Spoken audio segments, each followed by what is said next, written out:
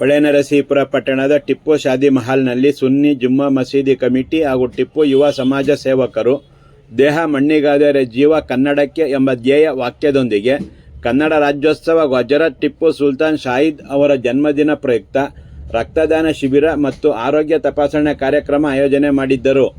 ಪ್ರಕೃತಿ ನಮಗೆ ನೀಡಿರುವ ರಕ್ತವು ಅತ್ಯಮೂಲ್ಯ ಕೊಡುಗೆಯಾಗಿದ್ದು, ಮತ್ತೊಬ್ಬರ ಜೀವ ಉಳಿಸುವ ಮಹತ್ವದ ಕಾರ್ಯವನ್ನು ರಕ್ತದಾನದಿಂದ ಮಾಡಬಹುದಾಗಿದೆ. ಅಗತ್ಯ ವ್ಯಕ್ತಿಗಳಿಗೆ ರಕ್ತವು ಬೆಲೆ ಕಟ್ಟಲಾರದ ಜೀವ ರಕ್ಷಕವಾಗಿದೆ.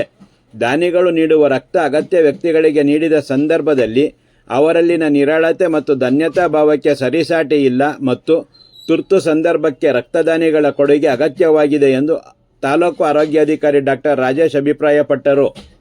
ನಂತರ ಮಾತನಾಡಿ, ರಕ್ತದಾನ ಮಾಡುವ ವ್ಯಕ್ತಿಯು ಸಂಪೂರ್ಣವಾಗಿ ಆರೋಗ್ಯವಂತನಾಗಿರಬೇಕು. 45 kgಗೂ ಹೆಚ್ಚು ತೂಕವಿರುವ 18 ರಿಂದ 60 ವರ್ಷದೊಳಗಿನ ವ್ಯಕ್ತಿಗಳು ರಕ್ತದಾನ ಮಾಡಬಹುದು ಮತ್ತು ಕಾಮಾಲೆ ರೋಗ, ಮೂತ್ರಪಿಂಡ ಸಮಸ್ಯೆ, ಮಧುಮೇಹ, ಅಧಿಕ ರಕ್ತದೊತ್ತಡ ಹಾಗೂ ಇತರೆ ಮಾರಣಾಂತಿಕ ಕಾಯಿಲೆಗಳು ಇರಬಾರದು ಎಂದು ತಿಳಿಸಿ ಸಲಹೆ ಹಾಗೂ ಮುಂಜಾಗ್ರತೆ ಕ್ರಮಗಳ ಕುರಿತು ಸಲಹೆ ನೀಡಿದರು. ಚನ್ನರಾಯಪಟ್ಟಣ ರೆಡ್ ಕ್ರಾಸ್ ಸಂಸ್ಥೆ ಅಧ್ಯಕ್ಷ HG ಭರತ್ ಹಾಗೂ ಡಾಕ್ಟರ್ ಅಬ್ದುಲ್ ಕಲಾಂ ಮುಸ್ಲಿಂ ನೌಕರರ ಸಂಘದ ಅಧ್ಯಕ್ಷ ಸೈಯದ್ ಖಾದ್ರಿ ಮಾತನಾಡಿದರು.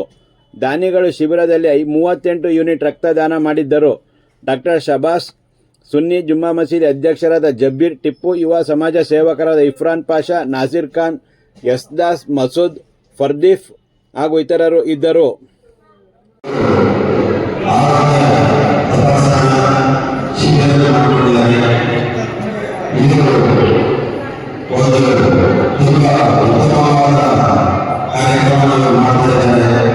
ನಮ್ಮ ದೇಶದಲ್ಲಿ ಬೇಕಾದಷ್ಟು ಜನ ಸಮಯಕ್ಕೆ ಸರಿಯಾಗಿ ರಕ್ತದಾನ ಸಿಗದೇ ಸಾಮಾನ್ಯ ಈಗ ರಾಸಾಯನಿಕ ಸಾಧನ ಸಿಗಬೇಕಾಗುತ್ತದೆ.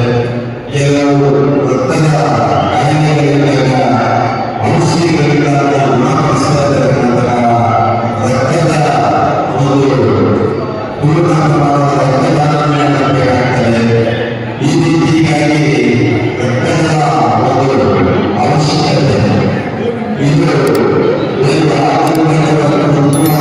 ಮಾಡೋದನ್ನು ಸಹ ರಕ್ತ ಒಂದು ನೇಚರಾಗಿ ಇದನ್ನ ಆತ್ಮವಿಶ್ವಾಸ ಮಾಡೋ ಸಾಧ್ಯ ಇಲ್ಲ.